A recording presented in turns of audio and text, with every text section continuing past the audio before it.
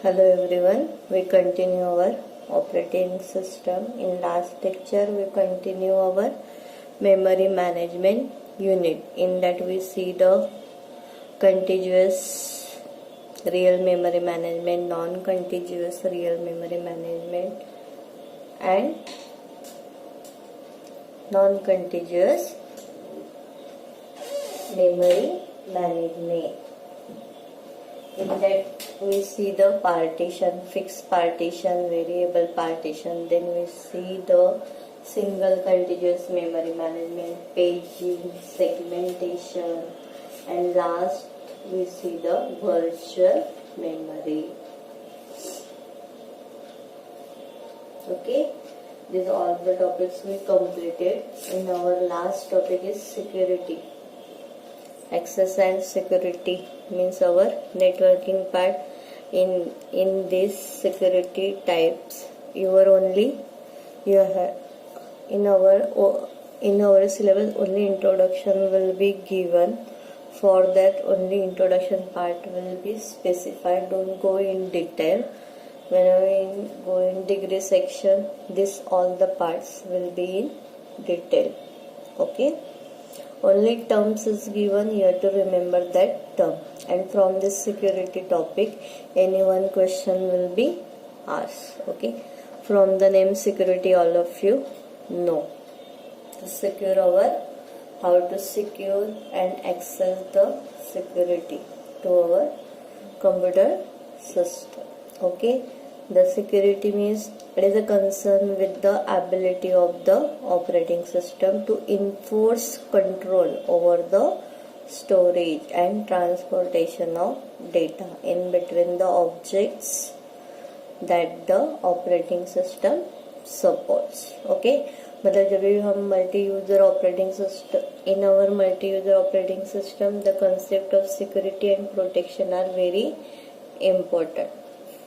मतलब उसमें क्या आता है, सिक्योरिटी में हम लोग कोई भी डेटा है वो ट्रांसफर करते हैं, नहीं तो कोई भी एक पीसी से दूसरे पीसी का डेटा हम लोग एक्सेस करते हैं, तो इसका डेटा उस पीसी में ट्रांसफर करते हैं. तो उसके लिए सिक्योरिटी और प्रोटेक्शन नेसेसरी है. User program should not interface with one another और with the operating system. Okay, in general our secure system are those which control through the use of specific security features access to information that only properly authorized individual or processing operating on their behalf will have access to read, write, create और delete. मतलब security system में जो भी हम data और user से control करेंगे तो उस पे ये एक्सेसिंग मोड अप्लाई होगा. रीड है कि राइट है कि हमें क्रिएट करना है और डिलीट करना है. ओके, तो उसके 3 एलिमेंट्स है सिक्योरिटी के. ये 3 मार्क्स के लिए अलग से क्वेश्चन है. Explain the different elements of the security. There are the 3 elements: confidentiality, integrity and availability. तो नेम में से कॉन्फिडेंशियल मतलब डेटा जो भी वो कॉन्फिडेंशियल रखना है, सिर्फ रीड ऑपरेशन के लिए देना है, मतलब उसमें कोई भी राइट नहीं कर सकता है, उसको रिमूव नहीं करता है, सिर्फ रीड ओनली डेटा के लिए. इंटीग्रिटी है मतलब उसमें अगर कुछ अपेंड करना है, राइट मोड पे करना है तो वो है. और अवेलेबिलिटी है मतलब अगर अवेलेबल है तो यूज करना. तो कॉन्फिडेंशियलिटी मीन्स क्या, it will ensure that the information is not access by the unauthorise manner. अगर ऑथराइज है तो ही हम लोग रीड कर सकते हैं, नहीं तो नहीं. And it will be related only read operation. Where integrity again it will be ensure that our information is amended or deleted by the unauthorized manner. Means it is used only for the write operation, मतलब उसमें हमें कुछ update करना है तो मतलब उसमें से कुछ डेटा निकालना है और कुछ ऐड करना है. उसके बाद है availability means it will be ensure that the our information is available to the authorized user at the right time. मतलब क्या है, इंफॉर्मेशन अवेलेबल है, वो ऑथराइज पर्सन ही उसको एक्सेस कर सकता है, वो भी जो भी उसका करेक्ट टाइमिंग रहेगा तभी. तो ये है 3 सिक्योरिटी एलिमेंट है, कॉन्फिडेंशियलिटी, इंटीग्रिटी एंड अवेलेबिलिटी. तो नेम याद रखना है 3 मार्क्स के लिए. ओके देखो, तो हमने देखा था confidentiality means it will be ensure that our information is not access in by unauthorized manner and it is generally related only for the RAID operation. Where integrity, it is ensure that the information is not amended or deleted by the unauthorized manner, means it is generally related to the right operation. Whereas availability means it is ensure that the information is available to the authorized user at right time.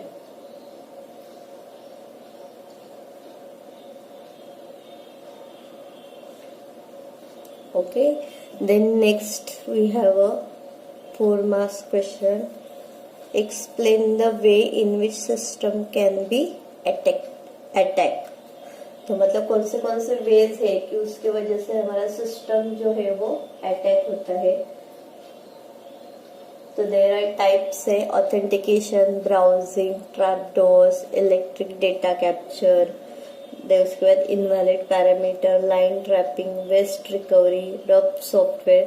These are the way in which the system can be attack. तो first क्या है, authentication. Authentication means verification of access to the system resources, means how many the authentication will be taking place. Finding the password by trial and error method. Again you have to writing the dummy login program to fool the user. Again how it can be authenticated by stealing and using somebody else's password and then use it. मतलब किसी का हम लोग गलत password और वो use कर लेके यूज करते. Okay, this way we can attack the system. Then browsing है. Browsing means in some system there exist file with access controls which are very permissive. कोई फाइल है वो हम लोग वो फाइल को एक्सेस कर सकते by controlling them. And one can browse through the system file to get this information, after which unprotected files or database can be easily accessed. मतलब किसी का डेटा वगैरह हैकिंग करना है तो वो उस तरीके से हैकिंग करते हैं. उसके बाद ट्रैपडोर है. Software engineers leave some secret entry point to modify their programs. It's called the trapdoor. If they can misuse by other, then it will be access that secret entry point and it will be modify or attack them. मतलब क्या है, अभी हम लोग कोई software जो है purchase करते हैं, अभी उसमें अगर हमें पता नहीं कि उसमें क्या मॉडिफाई करना है, वो सिर्फ सॉफ्टवेयर इंजीनियर को पता है. उसमें हमें क्या करना है अगर याद नहीं है, अगर उसमें से हम लोगों ने कुछ सीक्रेट पॉइंट्स है कि अगर ये करना है तो वहां पे क्या करना है वो हमें पता चल गया तो उस हिसाब से कर सकते. उसके बाद electric data capture means use of active और पैसिव वायर ट्रैप्स और mechanism to pick up the screen radiation and to recognise what is display on the screen. तो इलेक्ट्रिक डेटा कैप्चर है तो उसके हिसाब से क्या होता है, रेडिएशन करके रिकॉग्नाइज करते कि वो स्क्रीन पे क्या है, तो उसके हिसाब से फिर हमें पता चलता है, फिर हम लोग वो सिस्टम पे अटैक कर सकते. उसके बाद है invalid parameter means passing invalid parameters में कॉज सीरियस सिक्योरिटी वायलेशन. उसके बाद लाइन ट्रैपिंग है. a special terminal is used to tap into a communication line. It causes access to confidential data. Then waste recovery by using some technique, delete files can be recovered, password may be recollected. अभी waste recovery मतलब क्या है, अगर हमने कोई file delete भी की है तो वो ऑटोमेटिकली रिकवर होती है और उसका पासवर्ड भी रिकलेक्टेड होता है. मतलब हमने फाइल डिलीट भी की तो वो भी डिलीट नहीं होती है, ऑटोमेटिकली वो फाइल फिर से वही उसी जगह पे रिकवर होती है. और rub software, certain programs like worms, viruses, torsion,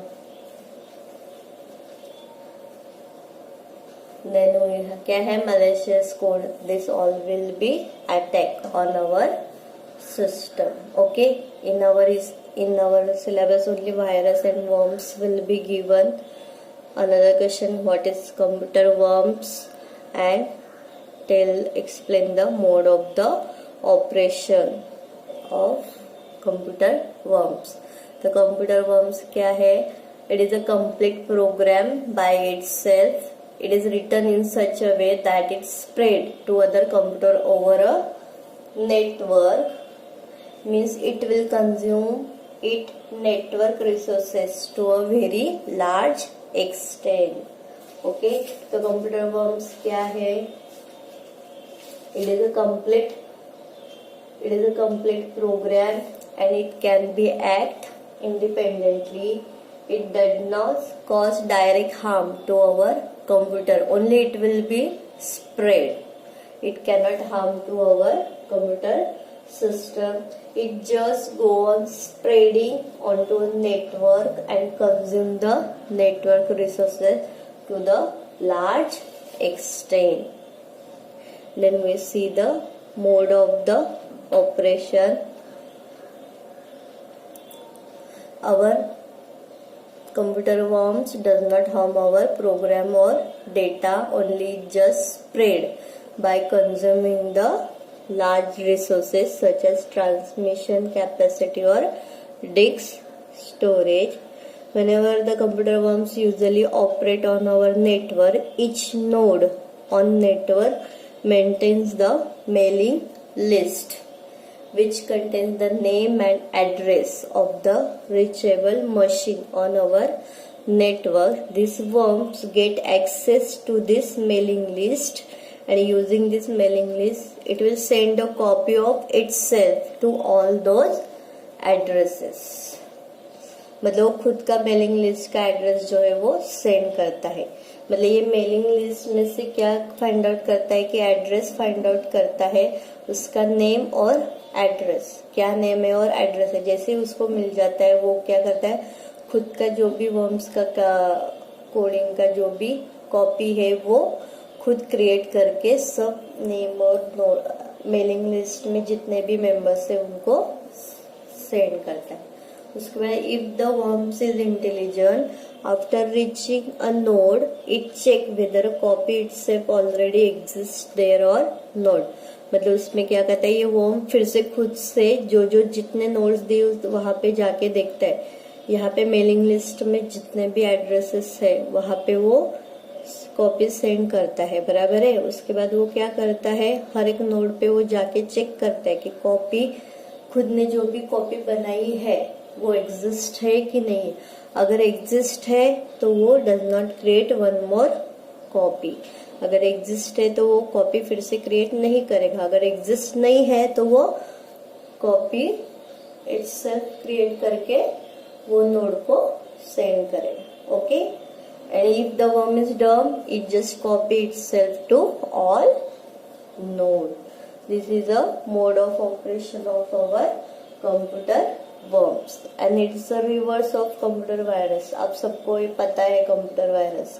okay, it is a part of program which is written with clear intention of infecting other program. Means it is not a complete program by itself and it cannot act independently. It causes direct harm to the system and this virus can corrupt the code as well as the data whatever created by the user.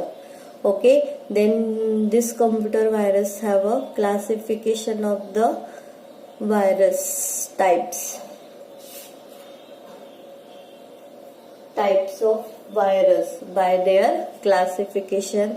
मतलब हम लोग virus कैसे detect करने के बाद कहाँ से वो डिटेक्ट हो सकता है, तो कम टाइप्स ऑफ वायरस कैसे, यहाँ पे आपको सिर्फ नेम स्टेट करना है. तो ये क्वेश्चन है एक, what is computer virus and state the types of different viruses by their classification, on the basis of their classification. आपको सिर्फ नेम स्पेसिफाई करना है, तो इतना ही क्वेश्चन 3 मार्क्स के लिए. बूट सेक्टर वायरस है, memory resident virus, file specific virus, command processor virus and general purpose virus. These are the type of virus. Only types is given. You don't go to the in detail. Okay. Then we have a difference between computer virus and computer worm. 3 marks के लिए आए तो 3 points लिखना है, 4 marks के लिए आए तो 4 पॉइंट्स लिखना है. तो computer virus is not a complete program, but it is a part of program, where computer worm is a complete program.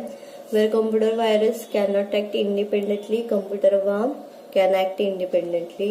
Computer virus cause direct harm to our computer system, where computer worm does not cause direct harm to our computer system. Where computer virus corrupt our code and data, where computer worm just go on spreading onto the network, the consume network resources to the large extent. Okay. तो ये corrupt data मतलब क्या करता है, उसके खुद से वो डेटा अपेंड करके अनदर लैंग्वेज में डिस्प्ले करता है.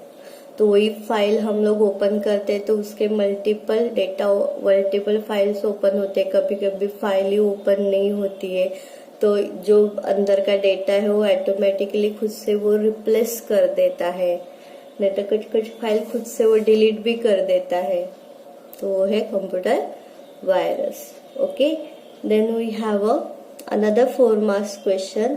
The different methods by which virus can infect the other program.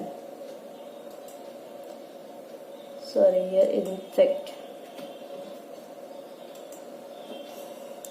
The different method by which virus can infect the other program. First is append, which are the methods append, replace, insert, delete and redirect. Using this method, this virus can affect the program, data, files, etc. Okay.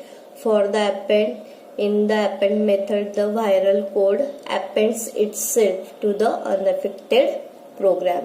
मतलब एक file अगर उसने affect की, जो file affected नहीं है उसको लेके उसमें अपना खुद का कोड है वो अपेंड करेगा, खुद से ही करेगा. Replace, in this the viral code replace the original executable program completely और partially to carry out the some funny action. जो मैंने पहले बताया, मतलब अगर वो क्या करेगा, पूरा प्रोग्राम नहीं तो उसमें से कुछ कोडिंग वो खुद से रिप्लेस करेगा. मतलब हम लोग जब भी ओपन करेंगे तो स्क्वायर, @ कुछ भी उसके हमें जो समझ में नहीं आएगा वो उसमें उसके खुद के लैंग्वेज में वो कन्वर्ट करेगा. Then insert, in this the viral code is inserted in the body of the executable code to carry out some funny और डिजायरेबल एक्शन. उसके बाद delete, the viral code deleted some code from the executable program. मतलब ये virus क्या करता है, खुद से ही जो प्रोग्राम एग्जीक्यूट हो रहा है तो उससे खुद से ही वो कुछ डेटा जो है प्रोग्राम फाइल का वो डिलीट कर देता है. उसके बाद redirect, in this the normal control flow of program is change to the execute some other code. मतलब अगर हमने कुछ एक्शन दी है कि उसके बाद हमें ये करना है तो उसकी जगह पे अदर कोई भी फाइल ओपन होता है, नहीं तो कुछ भी डिस्प्ले होता है. That's called the redirect. This is a different methods by which virus can be infect other program. Virus topic easy है, इसमें से करना है तो वायरस में से कोई भी एक क्वेश्चन कंपलसरी आता मतलब आता ही है, तो आपको वायरस टॉपिक भी छोड़ना नहीं है। मैंने पहले ही बताया ऑपरेटिंग सिस्टम थ्योरी है तो आपको वो कंप्लीट करना ही है। जितने भी पॉइंट्स हमने किए हैं वो करो, डेली एक एक क्वेश्चन तो भी रीड करो तो आपको इजी हो जाएगा। उसके बाद ये लास्ट टर्म है, you have to explain the following term related to the virus. आपको virus detection, virus removal, virus prevention पता है सब। ये अगर ऐसे नहीं कि मैंने जो पॉइंट्स दिए उसमें ही आने चाहिए, आपके खुद के मन से भी आप लोग पॉइंट्स इसमें ऐड कर सकते हो। मतलब वायरस ऐसा है, कुछ वायरस के कुछ पॉइंट्स ऐसे हैं कि स्टूडेंट ने जो उनके लॉजिक से आंसर लिखा है उस पे मार्क्स मिलते हैं। तो ऐसे नहीं कि कुछ भी लिखते ही बैठना है। ओके, ज्यादा डिटेल में भी नहीं जाना है हमें। 1 मार्क्स 3 मार्क्स है तो 1 मार्क्स है, एटलीस्ट 2 पॉइंट्स तो भी बराबर आने चाहिए। ओके, तो वायरस डिटेक्शन कैसे होता है, डिटेक्ट कैसे करते हैं, वायरस रिमूवल कैसे करते हैं और प्रिवेंट कैसे करते हैं। तो virus detection program check the integrity of the binary files. मतलब वायरस डिटेक्ट कैसे हुआ, कैसे समझ में आता है, तो हमने बोला है वो इंसर्ट करता है, नहीं तो उसके बाद क्या करता है, अपेंड करता है, रिप्लेस करता है। मतलब कुछ भी फनी एक्शन हमें आते तो उसके हिसाब से इंटीग्रिटी क्या है, it ensure that our information deleted by the unauthorised manner. तो उससे हमें पता चलता है the program maintain the checksum of each file, a mismatch in it indicates the virus. मतलब उसमें से डेटा वो वायरस ने खुद से इंटरचेंज किया तो उसके हिसाब से पता चलता है कि वायरस डिटेक्ट हुआ। तो virus removal, there are some viruses whose bit pattern in the code can be predicted. The virus removal program scan the disk for the pattern of known viruses and on detection it remove them. तो मैंने types बताए थे, तो वो type में से हमें check करना है कौन से पैटर्न का डिस्क कौन से पैटर्न करेगा, उस हिसाब से हमें रिमूव करना है। ओके, उसके बाद virus prevention, how to prevent. For prevention of virus, always buy the legal copies of the software antivirus. Again, take the frequent backup of data and run monitor program frequently to detect the virus. जैसे हम लोग हमारे system में antivirus use करते हैं, that's called a legal copy of the software for detecting the virus. अगर antivirus हमने legal copy की तरह लिया है तो क्या होता है, वायरस अगर डिटेक्ट भी हुआ तो वो ऑटोमेटिकली उसको डिलीट करता है, नहीं तो उसको क्या करता है, वो अपडेट करता है। ओके, यहाँ पे हमारा फर्स्ट चैप्टर जो है वो खत्म हुआ है। ओके, अभी पेन और नोटबुक निकालो। मैं प्रैक्टिकल नंबर, पेपर 1 का प्रैक्टिकल नंबर दे रही हूँ HTML का। उसमें आपको मैं कोडिंग नहीं देने वाली, आपको सिर्फ आउटपुट देने वाली हूँ। आउटपुट दिखा के मैं आपको पूरा एक्सप्लेन करती हूँ, आपको खुद को कोडिंग लिख के एग्जीक्यूट करना है। HTML फर्स्ट चैप्टर हमने किया है, मैंने जितने भी टैग्स लिए हैं, कैसे यूज होता है, कैसे लिखना है, सब मैंने बताया है, बराबर है। कोडिंग लिख के एग्जीक्यूट करके जो भी स्क्रीनशॉट आएगा वो मुझे PDF फाइल करके मेल करना है आप लोगों को। समझ में आया? मतलब जब भी कॉलेज ओपन होगा तभी आपको सिर्फ आके एग्जीक्यूट करके दिखाना है और जर्नल कंप्लीट करना है। ओके, अभी कल संडे है, अभी जैसे हम 2 लेक्चर है, बराबर है। अभी सैटरडे दिया तो मैं ट्यूसडे देगी, फिर उसके बाद 2 दिन आपको मिलेंगे, फिर फ्राइडे देगी, तो आपको हो जाएगा। मतलब हमारा प्रैक्टिकल भी थोड़ा कंप्लीशन में आ जाएगा। ओके, चलो यहाँ पे फर्स्ट टॉपिक लिखो में प्रैक्टिकल नंबर 1 लिखो चाहिए, तो बाद में हम C++ लेंगे। यहाँ पे फर्स्ट है HTML प्रैक्टिकल। डेट हम लोग बाद में देखेंगे, डेट मत डालो, ओके। तो ये एम है, ये एम आप लोगों को लिखना है और एग्जाम में भी सिर्फ इतना ही एम आएगा, उस हिसाब से आपको लिखना है। मतलब ये आउटपुट मैं दे रही हूँ, एग्जाम में, बोर्ड प्रैक्टिकल एग्जाम में आउटपुट मिलने वाला नहीं है। तो आपको ये इतना ही एम मिलेगा, उस हिसाब से आपको जो भी याद आ रहा है on the spot practical exam में वैसे ही करना है। ऐसा कुछ नहीं है कि जर्नल में मिस ने ऐसे लिख के दिया था, वैसे लिख के दिया था, मेरा आउटपुट भी वैसे ही आना चाहिए, ओके। तो यहाँ पर देखो, यहाँ पे दिया है create the HTML web page on college profile topic. मतलब टॉपिक दिया आपको कॉलेज प्रोफाइल, मतलब कॉलेज प्रोफाइल के लिए कॉलेज प्रोफाइल का वेब पेज क्रिएट करना है। तो वो पेज क्रिएट करने के लिए यहाँ पे पॉइंट्स दिए हैं। ये पॉइंट्स के हिसाब से वो पेज पे सब अप्लाई होना चाहिए, तो ही आपको 30 मार्क्स मिलेंगे। इसमें से आपने कुछ पॉइंट्स स्किप किए तो उतने मार्क्स कम होते जाएंगे, इतना ध्यान में रखना है। तो web page must at least 3 paragraph of text, मतलब कॉलेज प्रोफाइल टॉपिक आना चाहिए, उसके बाद वो पेज के अंदर 3 पैराग्राफ्स आने चाहिए। 3 पैराग्राफ बोलेंगे तो 3P टैग चाहिए हमारे कोडिंग में। उसके बाद the page must have appropriate title, page को टाइटल देना है। बैकग्राउंड कलर और बैकग्राउंड इमेज, मतलब BG कलर और बैकग्राउंड बॉडी टैग का अप्लाई करना है। And hyperlinks to other pages, मतलब एक पेज से दूसरे पेज पे जंप करना है। एंड दिस पैराग्राफ, जो भी 3 पैराग्राफ है, must have text consisting different colour and style in terms of alignment and font size. मतलब हर एक P टैग के बाद आपको फॉन्ट टैग यूज करना है, different style, font and colour, मतलब हर एक पैराग्राफ को डिफरेंट फॉन्ट साइज में हमारा 1 to 7 है, बराबर है। उसमें 1 to 7, एक को 3 लो, एक को 5 लो, एक को 7 लो, नहीं तो 2 लो। Size, font size, Arial, italic, courier, जो भी हो डिफरेंट लेना है हर एक पैराग्राफ को, और कलर हर एक पैराग्राफ को अलग अलग देना है। तो फर्स्ट पेज पे क्या, 3 पैराग्राफ, टाइटल, एक तो BG कलर अप्लाई करो और एक तो बैकग्राउंड, और लिंक देना है, मतलब वो टेक्स्ट जो है क्लिकेबल चाहिए, उसके क्लिक पे सेकंड पेज ओपन करना है।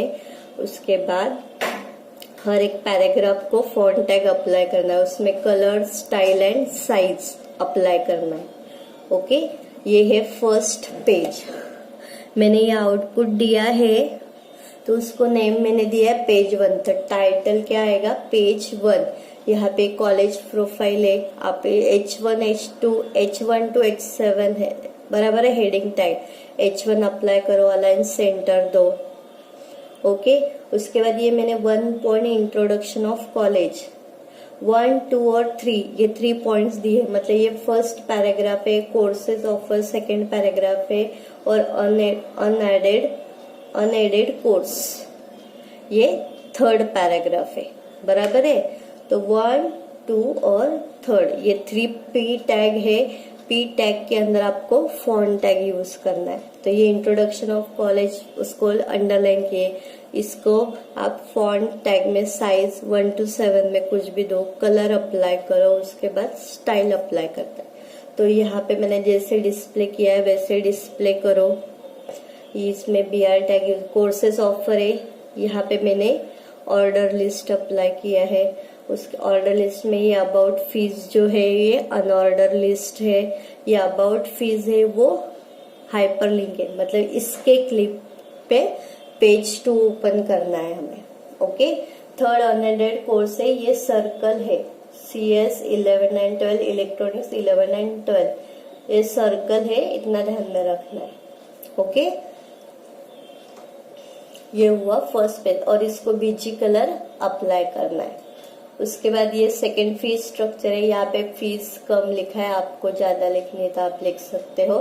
सिंपल टेबल यूज किया है मैंने, फीस स्ट्रक्चर, उसके नीचे पेज 1 लिखा है, मतलब ये आप यहाँ पे H1 अप्लाई करो या कैप्शन टैग लिखो, यहाँ पे पेज 1 ये कैप्शन है, अदरवाइज टेबल क्लोज करने के बाद पी टैग यूज करो, उसमें लिखो पेज 1 तो भी चलेगा। मतलब ये पेज 1 पे क्लिक करोगे तो ये पेज ओपन होगा, अबाउट फीस पे क्लिक करोगे तो ये फीस स्ट्रक्चर का प्रोग्राम ओपन होगा।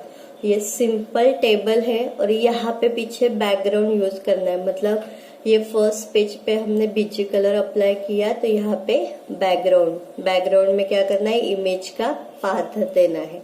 ओके, याद करो, HTML टैग रीड करो, बराबर अच्छे से लिखो और आप कोडिंग एग्जीक्यूट करोगे तो एक एक टैग लेके एक पैराग्राफ किया तो वो एग्जीक्यूट करो, फिर सेकंड पैराग्राफ उसमें ऐड करो, फिर एग्जीक्यूट करो। ऐसे नहीं कि पहले सब कोडिंग लिखो फिर एग्जीक्यूट करते जाओ, क्योंकि फिर आपको अगर एरर कुछ रहेगा तो कुछ टैग मिसिंग रहेगा तो समझने के लिए थोड़ा, क्योंकि फर्स्ट पैराग्राफ अगर बराबर आया तो वो आप कॉपी करके पेस्ट कर सकते हो वैसे के वैसे, सिर्फ फॉन्ट के टैग में से आपको चेंज करना है।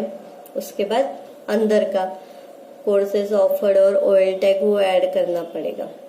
ओके, ट्राई करो और मंडे को मुझे फाइल PDF करो। ओके, ये पेज 1 और page 2। Okay, thank you all of you.